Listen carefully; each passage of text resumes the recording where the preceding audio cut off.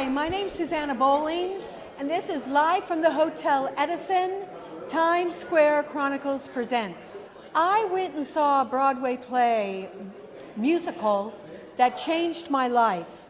If you haven't booked or seen Real Women Have Curves, I am telling you now, this is the show to go see. It literally changed my opinion on immigration, on dreamers, and how we look at people that are quote unquote born in America.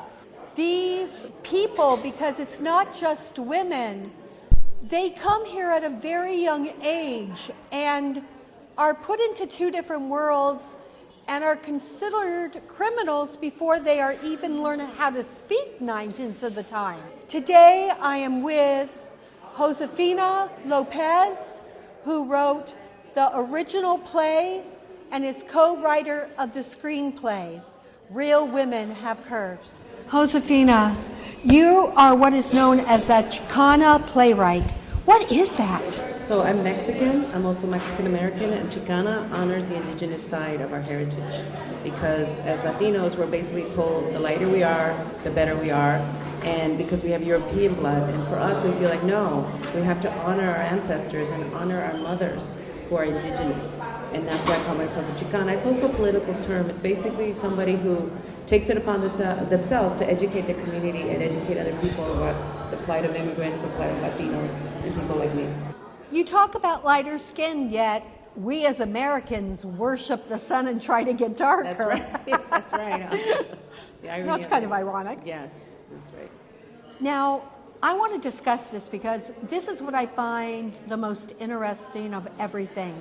You were originally for 13 years undocumented. That's right. Can you talk about that?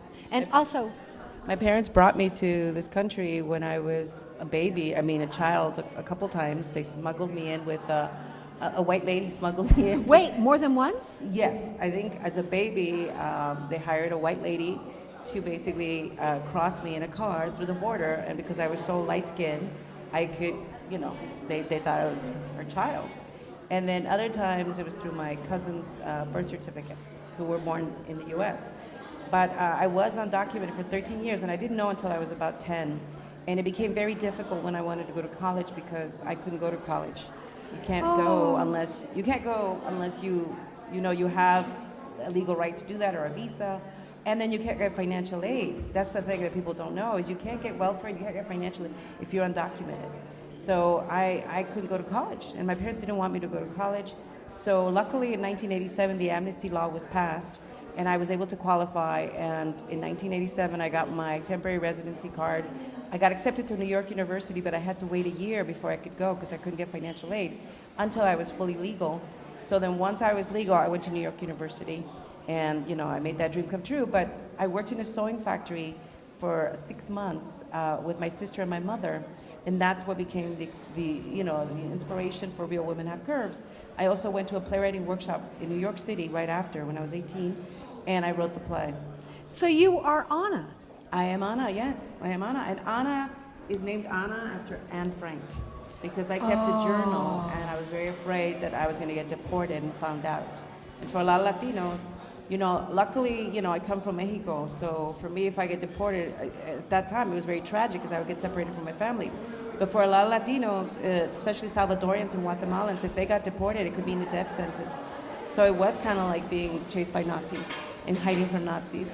So that's why I called her Ana Garcia, I have to say, and I have to tell you, your musical changed my life in a very profound way. Like I said, I'm from California, and when I was growing up as a teenager, every single job that a teenager could get, babysitting, mowing lawns, busboy, bagging groceries, went to the Mexicans because at that point they were all crossing the border. But one of the things that people need to look at is that they're not to blame. It's the corporations. It's right. The companies that would rather hire Mexicans because they can pay them half or less or nothing And that's why they do it. And so the hate shouldn't come to our community. It should look at how this is a system that supports that, even though it criticizes it, but it exploits that and takes advantage of it. Well, in California, they have Olivera Street. Olvera, ajá. It was one of my favorite places to go, and actually Mexican food is my favorite. That's what's so great. You know, people love our culture. They I love do. Our food, but sometimes they don't like us, and we're like, oh, No, people don't like us. We're like, all we want to do is feed you. No, it wasn't that. It was that my generation, because they couldn't get the jobs, Yes. honestly didn't learn No, how. and it makes sense. We're pitted against each other. Yeah, we were pitted. Yeah. And now with all the immigration that's coming here, my stance on it wasn't the best. And your show opened up my heart to compassion and to thinking, oh my God, I've been thinking this wrong. And you did it because your show does it not by trying to manipulate me or not be trying to tell me, oh, you're a bad person because you think this, or this is the way you need to think. You just told the story of you, and it became something that I could look at and relate to instead of putting up a wall before I ever saw it. And I appreciate that. I am grateful to that. Thank you. When you're undocumented, you are so dehumanized and you feel like you don't have a right to be a human being. So when I got my green card, I fought for my humanity. And so I wanted to write a story to show people just the incredible dignity it takes to be the bad guy in someone else's story, but also what it takes to still find joy and love, self-love, even when everything around you tells you you're wrong and broken and you should be ashamed and you're not good enough. And to me, that was the most courageous act I did, was to love myself. And what I love about this is this was just my story. I wasn't trying to do anything political. I just wanted people to understand that despite all the pain, there was so much joy. And I didn't realize that I was writing about intersectional feminism. What's it like to be a working class person? What's it like to be an immigrant? What's it like to be a woman? And I'm so happy that I did, and so this play was way ahead of its time. And I didn't realize it because I just wanted to tell my story as a way of affirming my humanity. How did it feel when your play went from play to movie? It was wonderful. I mean, I worked at that. At every step of the way, I've been working towards this. It was incredible. At Sundance, when we had the world premiere, I could not believe how many people applauded, but I was so surprised how many men were crying in the audience. Because I really thought, okay, women are gonna like this, and Latinos are gonna like this, but to see men, especially white men, crying and saying, oh my God, I can identify with wanting my mother's blessing. I can identify with being underestimated, by being judged. Everyone's judged for the way we look. Absolutely. And so I realized, it's a universal story. It's not just my story. And so it's wonderful that now that we have music and dance in a musical, it's such a universal story. And I love it that a lot of the audiences are mixed. A lot of people that normally I wouldn't think would come see my plays are there, and they're crying. When it was presented, I cried for the last 20 minutes of it. I think we should pass out tissue, right? Because I think you laugh, you cry, you laugh, you cry. And I did laugh. You're dancing. Yeah, no, and I love it that people feel like you're allowed to feel with us. And the biggest thing is that I never wanted anyone to feel sorry for me or for my community. I didn't feel sorry. And that's exactly it. I didn't feel sorry for you. Because you didn't see us as victims. They're like, oh no, they're not victims. I was rooting. Exactly, right? I was rooting for you. We were all victors. We were all human beings fighting for what's right. Who's the character that gets deported? Itzel. She's the Guatemalan.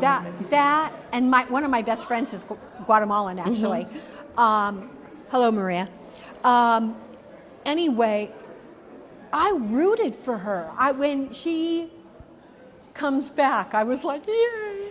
And I'm sorry, I needed that happy ending. Yeah. I did. Well, her determination is to return. We don't know that she's coming back because she says no. She left Guatemala, but she's in Mexico, and it's a very dangerous route. I thought she got to New York. No. I think people misinterpret it because... That's a good thing, though. Yeah, no. I don't want to give too much away, but what happens is she leaves Guatemala, and now she's in Mexico, and she's with a family traveling. All the immigrants travel north to the border, and then they find a coyote, which is a person smuggler, a people smuggler, and then they try to cross the border. But it's one of the most dangerous things you could do. So it was left optimistic, but if you know the reality, it's a very dangerous trip. See, it's very strange for me because in California, we used to travel to Mexico all the time to get the tequila and the worm. That's right. And I was like, I am Did you not. get the worm? Look at it. No. That's disgusting. I know. I mean, my friends did it, but no. I am not. But when you've had enough tequila, you get the worm and you go, oh, it tastes just like a pickle. No, and I'm like, I don't even eat snails, so no, not eating a worm. Yeah, so it looked like it was easy, right? But no, it's I very did think it dangerous. was easy. It's so dangerous. You know, I don't want to get too deep into it, but like a coyote, a lot of women get raped. A lot of women take birth control when they know they're going to cross the border because they're more than likely going to get raped. No, as a matter of fact, at one point, I think there was a story in the news where women just trying to get to work at bus stops were being targeted and killed. And they didn't just kill them, they chopped them into pieces. You're talking about the murdered women in the maquiladoras in Ciudad Yes, Juarez? yes. I actually wrote a movie for HBO that didn't get made. Really? But Why? Because Gregory Nava and Jennifer Lopez did a movie called Border Town that premiered ahead of us. They went into production like a few months before us, and then they canceled my movie. But my movie dealt with that and the terrible things that happened and the exploitation of women and the whole thing. It's very tragic. You know, it's so sad. We were talking earlier. I have another website called Unlocking the Keys to Healing, and I'm okay. really much more into the spiritual Yes, aspect of the world. That's fascinating. Yes, I love and that. so are you. Yes, I'm actually been So I training. want to talk about that a little because I'm actually about to start a fourth book about how women have been vilified, starting with that's right. starting with Lilith, going into Eve, and Burned at the stake for so many centuries. Medusa. Yeah. Medusa raped, Yes, and she yeah, gets exactly. a head full of snakes for it. Yeah. I mean, what is going on here? I mean, because Because women are powerful.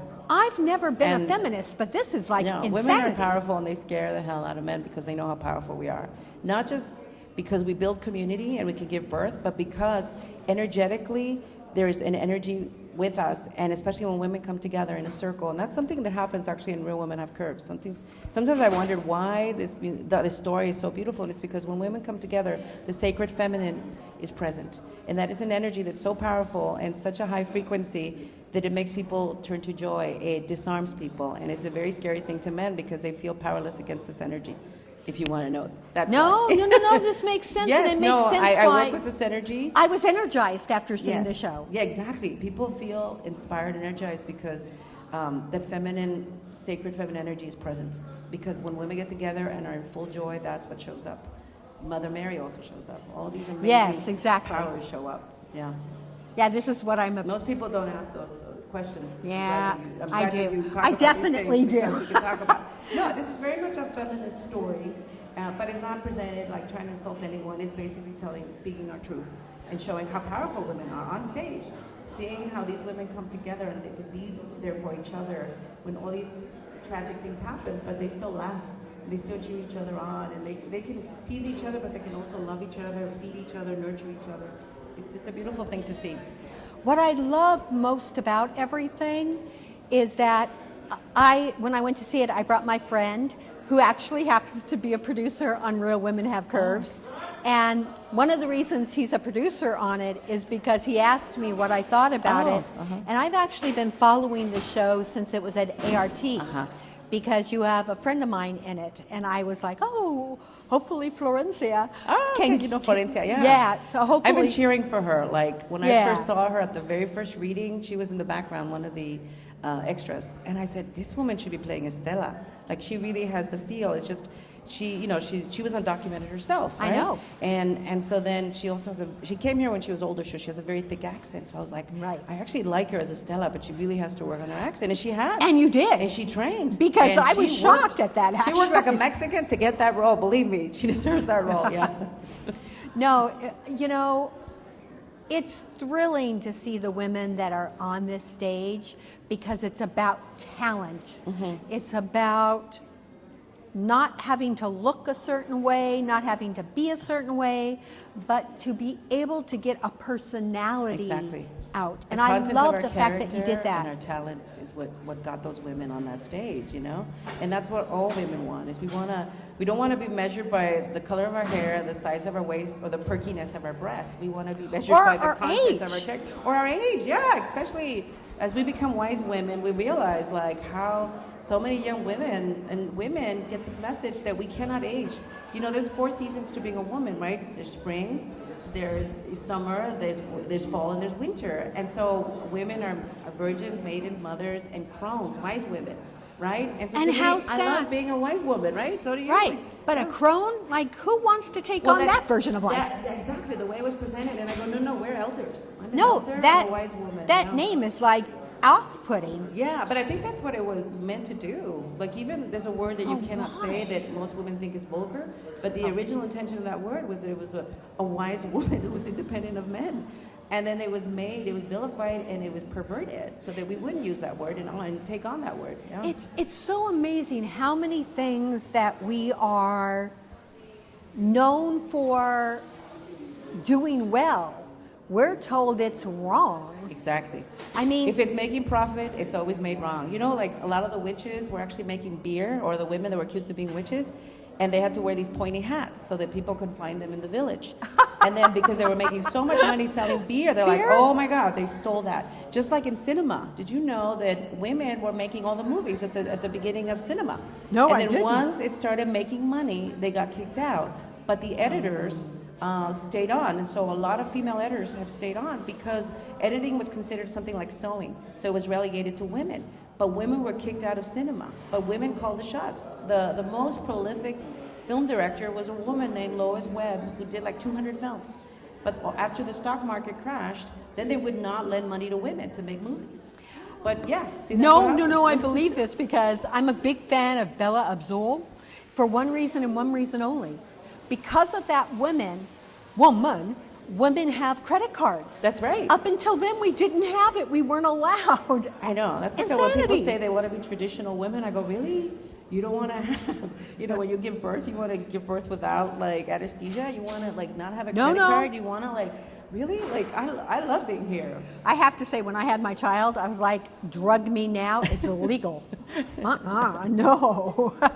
We want to have a choice no matter what, right? And, I think everyone deserves a choice. Exactly. And I'm so glad we're having this conversation Yes. because we decided, because women were so powerful, that March was Women's Month. We get but one we month, yeah. I continued it for 2. We're That's in right. April, and That's we right. are still in Women's Month as far as I'm concerned. So I'm thrilled that we're having this conversation. Yes, that's right. Because women need to be able to speak out and not be afraid. You know, I own my paper, so really, not a whole lot of people can tell me what to say or do. I love that you're sassy and you tell it like it is. I do, and sometimes people don't like me I know, for that's it. been my thing. In Hollywood, you think I'm the kind of person that I come in and I tell the truth. And especially when they're stereotyping Mexicans or saying horrific things about our community, I tell people they don't hire me, but they hire the next person behind me. And they're very careful the way they speak to them. And then they often change the story because they realize, oh shoot, this was racist. We didn't realize it was racist. Okay. And that happens to me. And I'm okay being the person that has to speak up and not get hired. As long Me as too. my community and women don't get abused or mistreated, then I'm happy to say, no, okay, I'll take it. I can handle it. I'm not afraid. Well, I think right now, whether people like it or not, is we're living in a world that is not real. Yes. It's massively a simulation. That's right. If people don't think this, I'm sorry. But when I was a kid, the clouds and the sun and the moon and the earth, they did not look this way. Mm-hmm. And it's not because I grew up. It happened sometime around 2011. And I'm not sure what they did, but those things don't look the same anymore. And the way we treat each other and the way that we don't see each other and communicate. I mean, we have great things like Avatar that tell us we need to connect.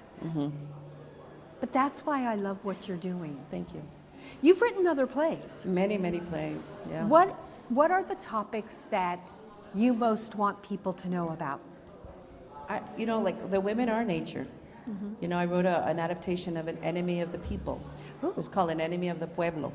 And it's told, you know, as you know, the story is about a doctor in Stockholm in the 1800s who has to warn the village that the water has microbes and people are going to get sick and die. And nobody wants to listen because nobody wants to lose the money. And, Right. And so I take the same story, and I love Ibsen, and he's my favorite player, and Luis Valdez as well. And I took that story and I said, now I'm going to put a shaman, a healer, a curandera, who is Apache, who is Mexican American. And yes, this is live and phones go off. God's calling me. Don't worry about it. So, that's why I like this live. Yes, I don't right. like it when people That's right. are We're so present. Yeah. So we aren't perfect.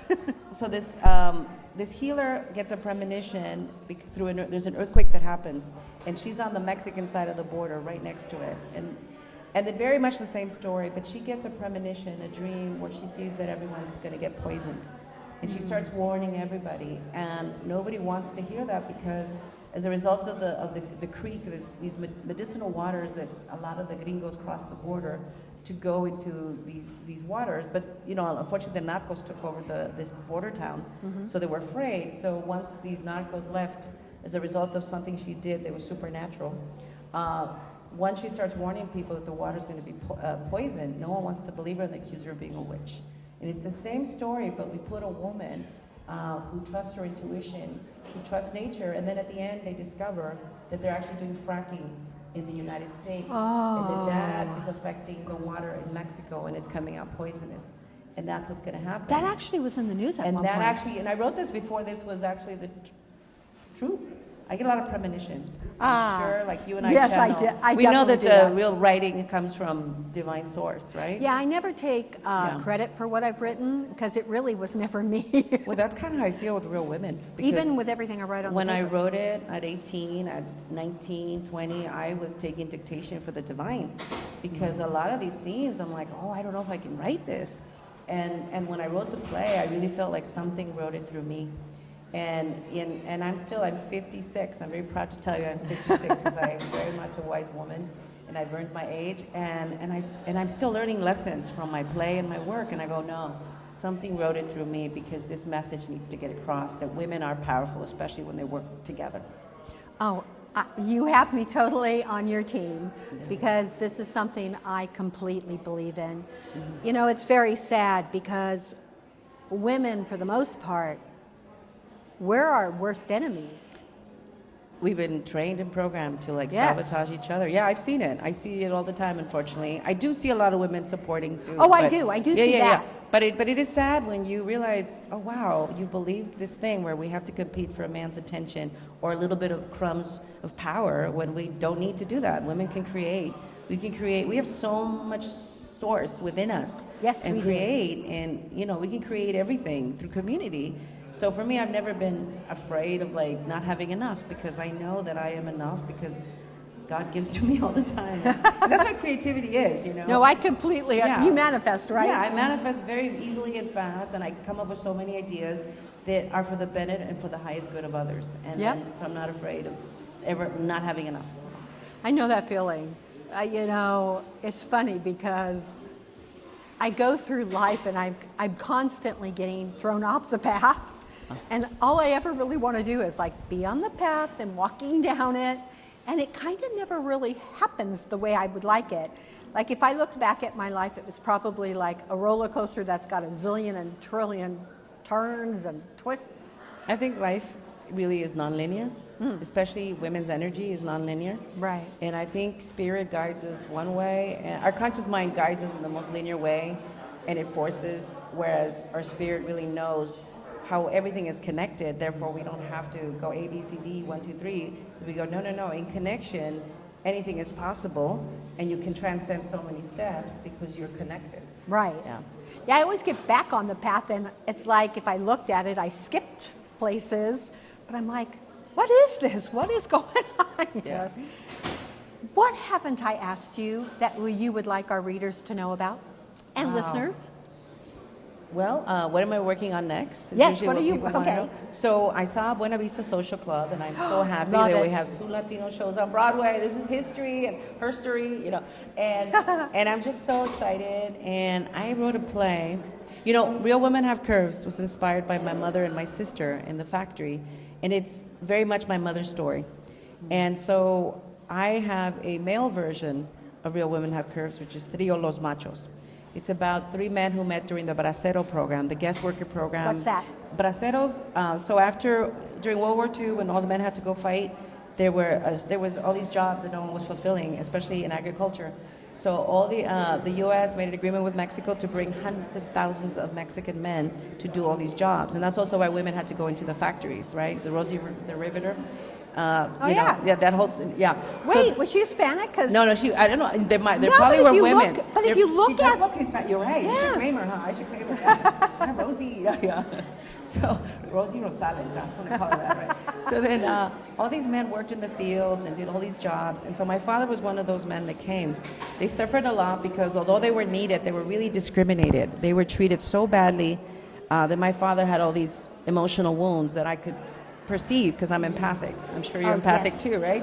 So I wanted to celebrate my father by telling the story of the Braceros.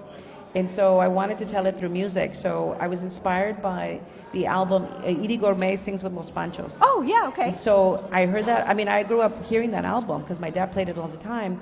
And then I decided to tell the story about a trio, a Mexican bolero trio, and their love for each other because they had known each other for 50 years. And then one of them gets sick, and the other 2 men have to become the nurse and the wife and take care of him. And they uncover all these secrets, a lot of secrets and a lot of pain. And then one of the things we discover is that Latino men sing because they cannot cry. They're not allowed to cry. Oh, so it that's really looks beautiful, yeah, actually. Yeah, so there's a lot of poetry in the suffering of what my dad went through. And because my father, every time he would talk and open his heart, he would just burst out crying. But he was so tough. He was tougher than John Wayne. I tell people, John Wayne's a bad imitation of my father. Because my father was a real cowboy and was really tough and incredibly, he risked his life and he got deported more than 6 times. And that's how come I'm here to tell you these stories, because he would not. That's called tenacious. Tenacious. Like, yeah, he almost died crossing the border. He was left in a truck with a bunch of people and they were going to die. And luckily, they were saved just in time. So my father, I wanted to honor him by writing this play, which I presented. I have a theater in Los Angeles. Yes, what's it called? It's called Let's Casa publicize 0101, Casa 0101. Wait, where is it? It's in Boyle Heights, Los Angeles. And it's address? The address, okay, 2102 East First Street. It's right across. Does it have a website? Yeah, casa0101.org. And we present shows year round. And I have a world premiere coming up in October about the lynching of Mexicans called Electrico. It's a historical drama about the Treaty of Guadalupe Hidalgo. And, Okay, I'm going to hate to ask this question, Yeah. but who lynched them? Well, I as know. you know, give you a little history because most people don't know this, that the enslaved people were running away from the South and they were going to Mexico because Mexico had outlawed slavery. So the U.S. wanted, the enslaved people back. And Mexico would say, no, you cannot come into our country and you are not allowed to take them. And so they were basically protecting them. And so that's nice. a lot of the Southerners didn't like that. So they kept invading Mexico. And Mexico kept saying, no, this is our boundary, this is our border, you can't come in. And so then they organized themselves and they basically it's a long story, but the long story of it is that this land was stolen. And yes, I know that. You know that, right? Again, I'm from California. And we so know what this. happens is after the Treaty of Guadalupe Hidalgo, the Mexicans who lived in Mexico and then it became the U.S., they were supposed to honor their land rights. And then if they didn't leave, then they would become U.S. citizens automatically. And the U.S. had to respect their rights as citizens and their land. And let me guess, they didn't. Of course they didn't. They basically accused a lot of the Mexicans of being cattle thieves. And they would kill them, steal their land, and then accuse them, and lynch them. So there were thousands of lynchings that happened. There's only about 687 that are documented, but there's thousands of Mexicans who were lynched, accused of being thieves and robbers and rapists. So the story of Mexicans being rapists and robbers and this and that is a story it's been around since the Treaty of Guadalupe Hidalgo. No, in California we learn about the Spaniards. That's right. That's right. And we learn how not so great we are. Yeah. And also here's the part. And also to the Japanese. Here's the part that people don't know is that cinema was used to justify this robbery. In that, Really? Yes, because the Americans became the cowboys and the Mexicans became the bandidos and the thieves and the robbers. And it was the other way around. And so it's propaganda. A lot of Hollywood films created the greaser, the rapist, and it was just terrible because we were the cowboys. We were the heroes defending enslaved people, and then the land got stolen, and then we were made to be the bad guys. And that's also why I write. We need to write history. I am. That's why I write wrote it Electrical. like it really is. No, there's also the story of Josefina Loaiza, who was the first woman in California to be hung. She was hung, but the thing is that she defended herself against a white man who was going to rape her. And so she basically stabbed him to protect herself, but then they gave her a kangaroo court where they tried her and they found her that she murdered him and made up all these lies, and they lynched her off a bridge. And so she became the Medusa of that time. At that time, yeah. But it had also to do with land rights. And all these Mexicans getting lynched. And this was in Downeyville where they were doing the gold rush. That's actually what the Salem witch trials was about, was land rights. But it's always about that. It's like, how do we take the land and the power away from people that we don't deem, we dehumanize them and we make them not human, and then it doesn't matter who they are. We can take whatever because we're allowed to do that. And Manifest Destiny is all about that, as you know. We need to claim our rights. That's right. And stop saying enough is enough. Like, I'm a big fan of Network, the film. Uh-huh. I'm mad as hell and I'm not taking it anymore. Yeah. Because I am. Yeah. And I don't think people really realize that. Let's end with Real Women Have Curves. Oh, that's right, yeah. What would you like people to know about Real Women Have Curves and take away from this show? I think people are going to be surprised how much joy, because I love being Mexican. That's the funny thing, is that when people say terrible things about us, I go, but, oh my God, we're having all the fun. Come be Latino, we're having such a great time, And that's what I want people to get. And you believe in family. And family, living in the moment, and being connected, and all the things that make us happy as human beings. So I feel like we're not begging for an opportunity. We're saying, no, come join us because it's so much more fun over here. Every day is a fiesta being Latino. Thank you so much for being with us today. Thank you so much for this opportunity. As we continue Women's Month, everyone should see Real Women Have Curves. I promise you, you will thank me for this show. I have been with Josefina Lopez. Lopez. Uh-huh.